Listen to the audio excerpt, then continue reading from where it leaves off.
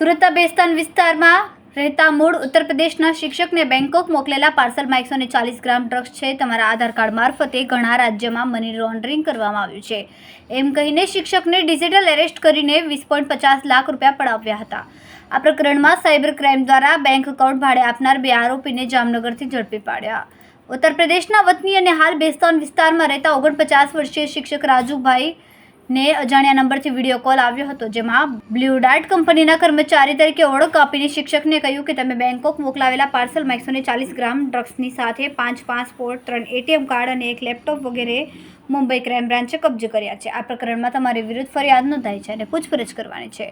શિક્ષકને ધાક ધમકી આપીને 4 દિવસ સુધી ડિજિટલ એરેસ્ટ કરીને 20.50 લાખ રૂપિયા પડાવી લીધા હતા. આ પ્રકરણમાં સાયબર ક્રાઇમ દ્વારા ટેકનિકલ એનાલિસિસના આધારે જામનગરના નવાઝ હુસૈન દાઉદ માણેક અને શાહનવાઝ મોહમ્મદ સિદ્દીક વાઢાની ધરપકડ કરી. આ બંને પોતાના બેંક એકાઉન્ટ ઠગ ટોળકીને ભાડે આપ્યા હતા. છેતરપિંડીથી મેળવેલા રૂપિયા તેઓએ એકાઉન્ટમાં ટ્રાન્સફર થયા બાદ રોકડ ઉપાડ્યા હતા.